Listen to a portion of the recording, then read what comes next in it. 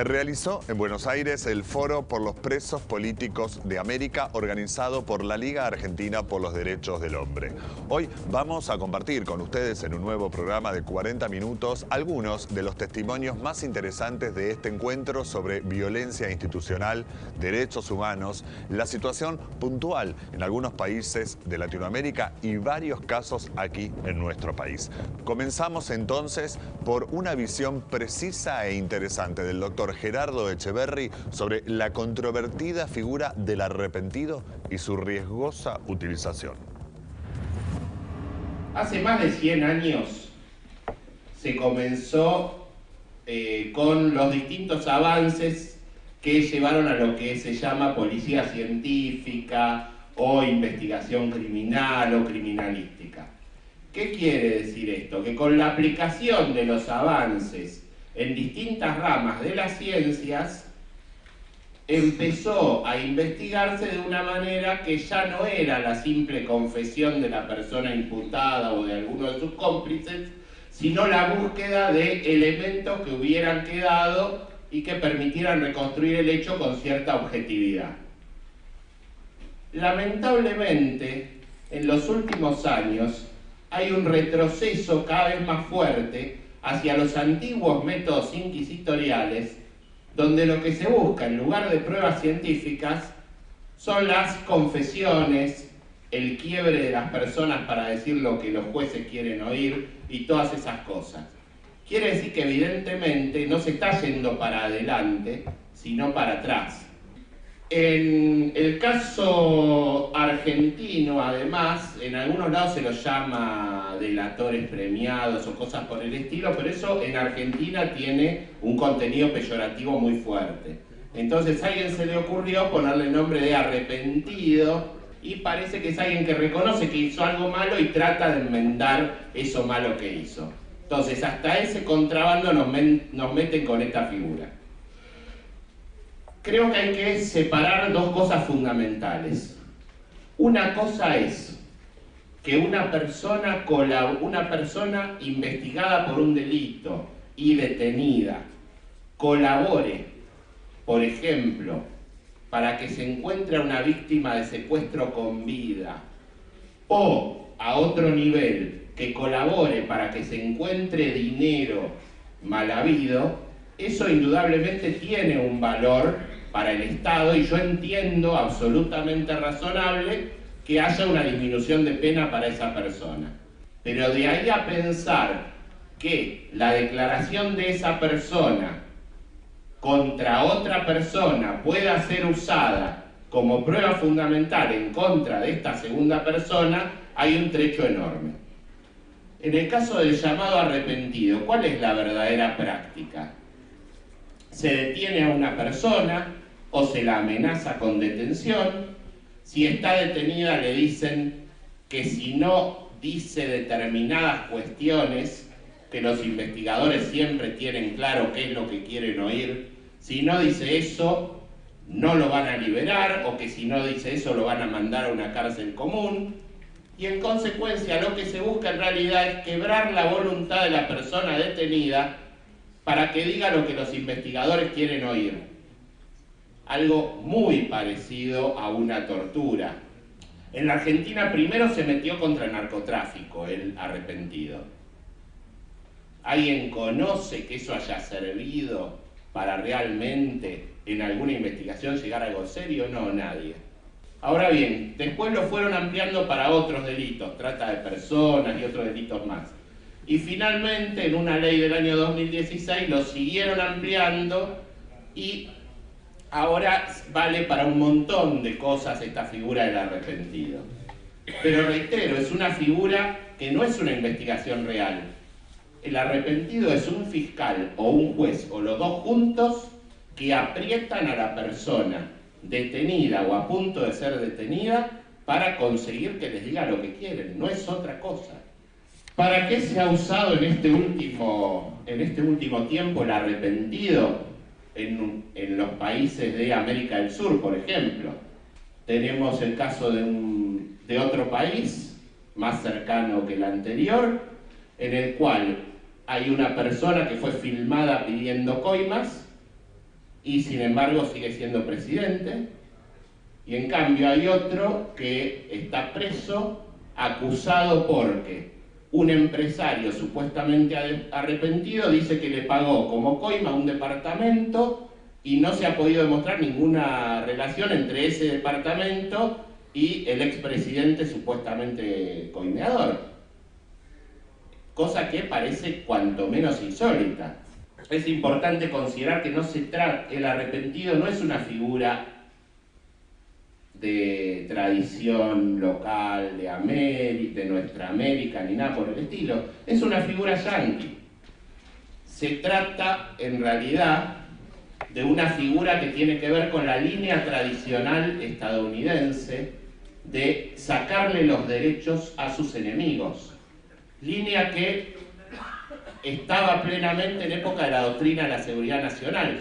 A partir de las últimas ofensivas antiterroristas, lo que logró Estados Unidos fue empezar a expandir legislativamente en los distintos países estas herramientas de persecución y de negación absoluta del Estado de Derecho. ¿Quién se puede oponer a que se investigue la trata de personas? Nadie. ¿Quién se puede oponer a que se investigue a los grandes grupos que manejan el narcotráfico? Nadie se puede oponer, pero primero empiezan por ahí y después lo van expandiendo para aplicarlo a sus verdaderos enemigos. Así que hay que tener muchísimo cuidado con estos usos ideológicos y con la destrucción de todas las garantías de las personas con la excusa de estos estados de excepcionalidad y que son inadmisibles siempre y en todos los casos. Gracias. La violencia institucional en la Argentina fue otro de los temas del Foro por los Presos Políticos de América. Federico Ovejero, de la Liga por los Derechos del Hombre, hizo una reseña histórica sobre el tema y denunció casos actuales en los que trabaja esta organización. En los 200 años de historia, mal que nos pesen y las simpatías que podamos tener por algún u otro espacio de nuestra historia nacional, la constante de la relación del Estado con los grupos sociales ha sido de violencia institucional en todos sus órdenes. No podemos remontar a la historia, a la mazorca, en la época de Rosas, el conchado forzoso que se realizaban de los gauchos para los fortines en el sur. Hay un montón de elementos históricos a lo largo tanto provincial, municipal y federal en los distintos órdenes. A lo largo del siglo XX, ya en pleno desarrollo de grado de conciencia de la clase obrera, es decir, de los sectores por excelencia explotados en nuestro país, comenzó a particularizar la violencia en el ámbito ideológico, en el ámbito político en particular, en la criminalización del sindicalismo, de los partidos de izquierda, de la militancia anarquista, comunista, sindicalista, socialista y revolucionaria. Y en ese contexto donde nace la Liga. La Liga nace luchando contra la violencia institucional. Podemos, en todo caso, particularizar que la mayor parte de la lucha de la Liga durante el siglo XX fue contra esta criminalización ideológica, porque básicamente ha sido la centralidad del ejercicio de la dominación violenta durante gran parte del siglo XX mediante gobiernos dictatoriales y gobiernos democráticos blandos que permitían estas represiones. El fin de la dictadura en particular, pero también hubo la caída del muro de Berlín y el triunfo del fin de las ideologías, de los conceptos de Fukuyama y todo eso, hacen que el Estado, si bien siga reprimiendo al panorama ideológico, al no colocarlo como enemigo central, comienza a fortalecer la perspectiva de violencia más genérica. Comienza a verse el desarrollo de, por ejemplo, la masacre de Bunge, la acción policial contra jóvenes pobres, las racias. Y esto se debe también a otra premisa previa que desarrollé antes. La cultura autoritaria de las fuerzas de seguridad sigue siendo un elemento vigente. En ese contexto entonces donde comienza a vislumbrar, no comienza, pero sí se desarrolla el trabajo del movimiento antirrepresivo que ha tenido como exponente máximo de la Liga el trabajo del Toto Zimmerman, la lucha contra el gatillo fácil, en donde básicamente la Liga en su conjunto, en su totalidad, ha aportado a esa lucha tanto de lo jurídico como del movimiento de masas, que donde la Liga también tiene esta cuestión, digo, unificar tanto la acción jurídica como el movimiento de masas, porque una sin la otra, de una perspectiva y teniendo en cuenta el carácter de clase del Estado, es imposible desarrollar acciones judiciales contrarias, sobre todo en un derecho, como veremos en un caso que desarrollaré más al final de mi exposición, sobre todo con un derecho que apaña estas formas de violación a los derechos humanos del genérico de la población.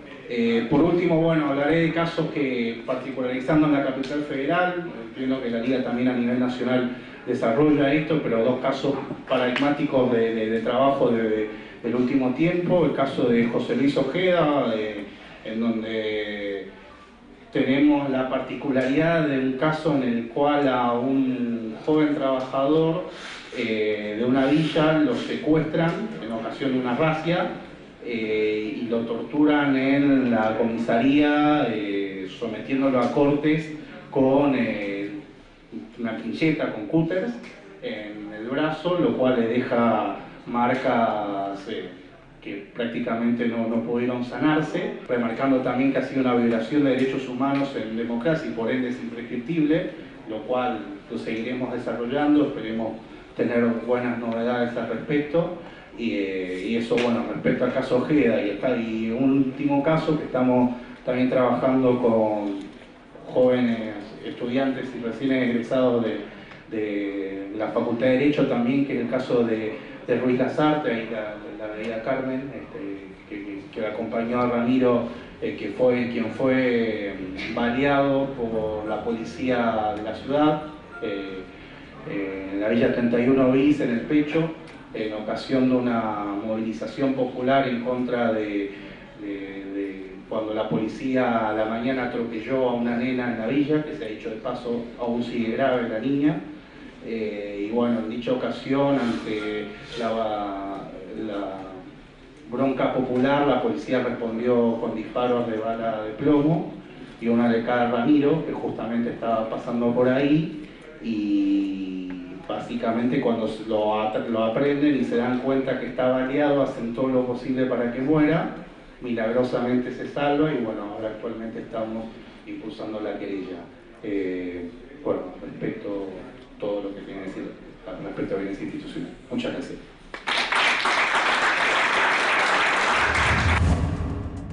Si querés acceder a los mejores contenidos, entrevistas, informes y novedades sobre responsabilidad social, conectate a www.responsabilidadsocial.tv. Ya salió Fonres RS, revista mensual dedicada a la responsabilidad social empresaria. En este número, alerta roja para la RS 2019, balance del año pasado y tendencias para el que comienza. Con la editorial de la doctora Alessandra Minichelli, grave retroceso en la implementación de los ODS en la Argentina. Además, la inteligencia artificial avanza cada día, pero ¿cómo afectará a los puestos de trabajo en el futuro? Y como siempre, la mejor información sobre contenidos socialmente responsables. Fonres RS. Conseguila en nuestra página web www.fonres.com y recibila de manera gratuita todos los meses en tu mail. El Foro por los Presos Políticos de América dedicó una de sus jornadas a la situación en cuanto a detenciones y derechos humanos en distintos países de la región. Sobre la realidad en Colombia, esto decía el presidente de la Fundación Lazos de Dignidad, Gustavo Gallardo.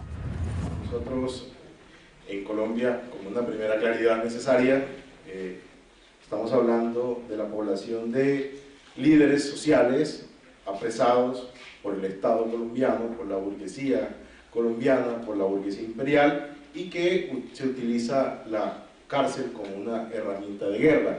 De igual manera, a los insurgentes o alzados en armas, que son apresados también por el Estado como una forma de eliminación. Y una tercera categoría, que son algo que se presentó mucho en Colombia y muy seguramente en algunos países de Latinoamérica, y es pobladores que compartían un espacio territorial donde estaban las estructuras guerrilleras, y eso como forma de utilizar la estrategia militar, de quitarle el agua al pez, donde el agua es el apoyo popular y social, el pez es la insurgencia. También eran apresados de manera masiva campesinos y campesinas en estos territorios. Para nosotros también esto hace parte, esta población hace parte de las y los prisioneros políticos en Colombia.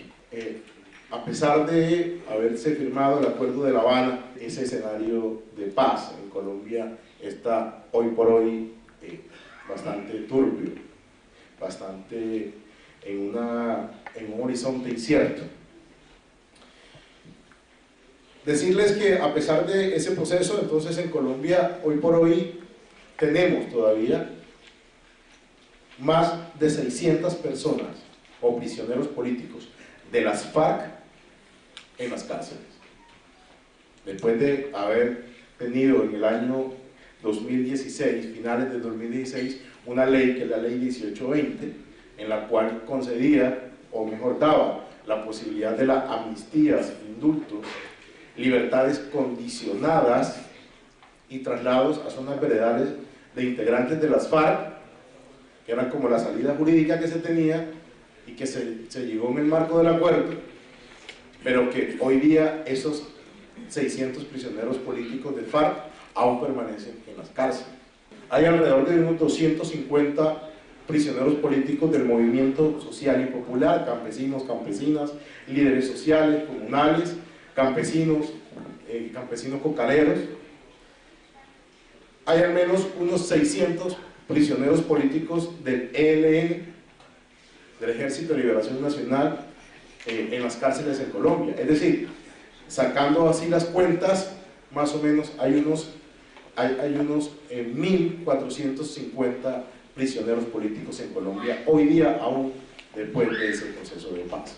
En Colombia pasamos de unas cárceles, de unos centros carcelarios, en los cuales había unas condiciones, digamos, más o menos que respetaban la dignidad del ser humano, a unos monstruos de cárceles elaborados, diseñados y construidos a la luz y bajo el amparo y asesoría del Buró de Prisiones de Estados Unidos, donde no se privilegian absolutamente nada los derechos fundamentales de la persona que se encuentra allá en situación de reclusión. La Liga Argentina por los Derechos del Hombre, organizadora del Foro por los Presos Políticos de América, hace un intenso trabajo en relación al derecho a la vivienda, acompañando a los sectores más vulnerables. A esta labor se refirió Rosa Herrera, abogada de la Liga.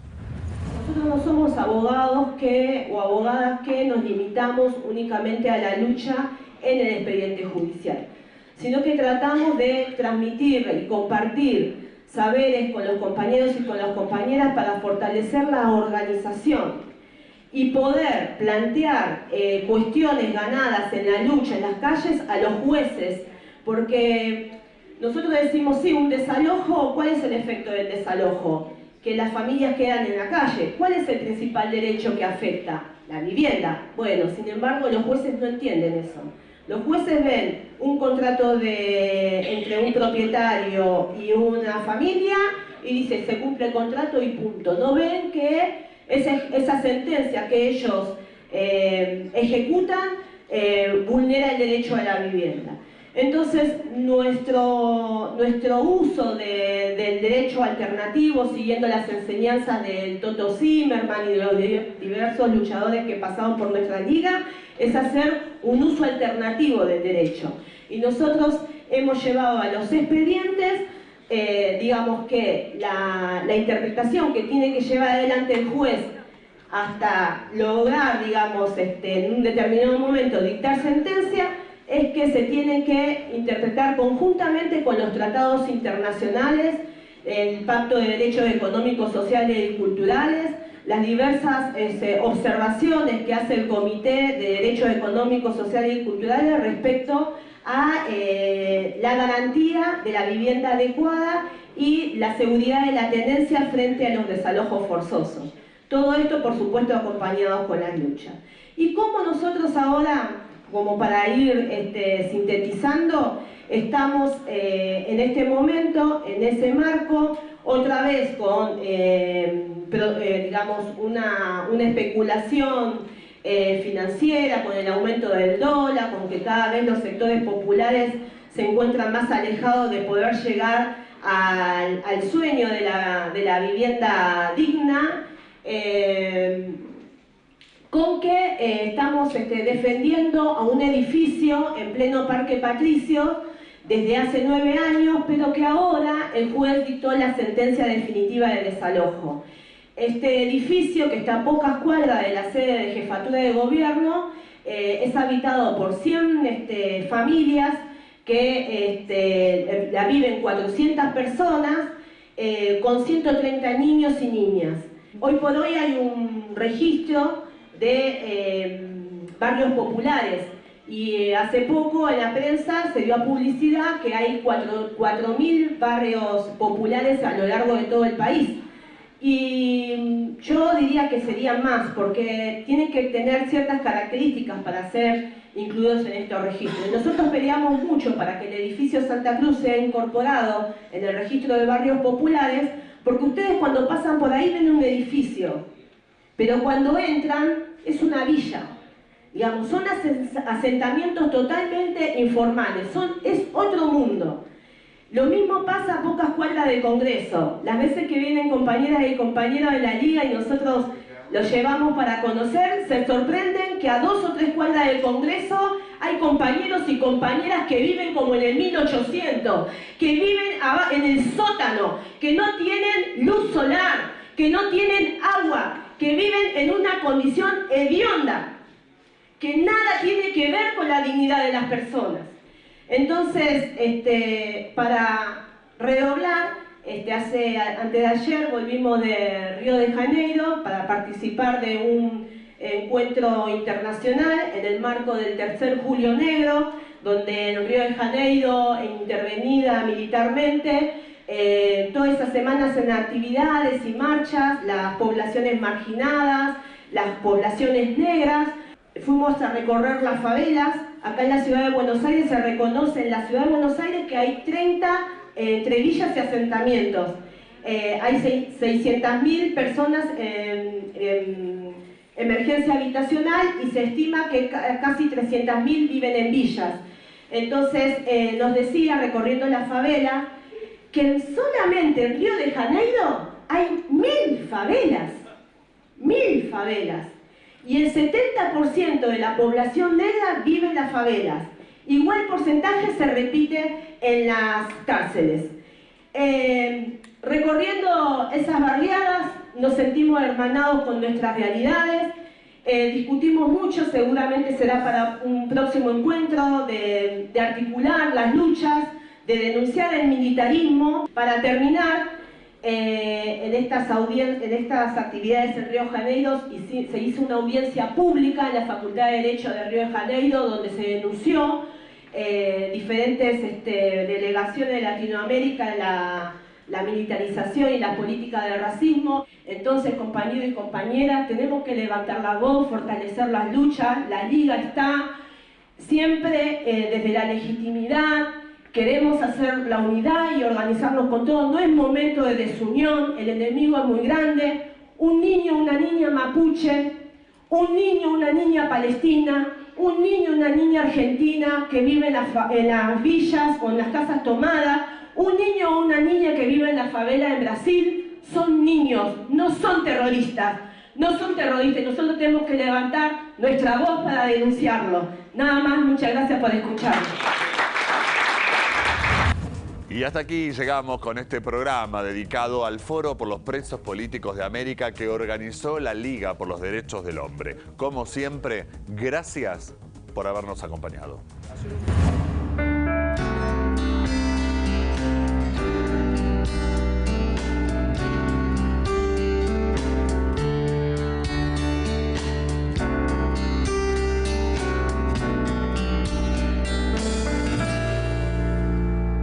El tiempo fue pasando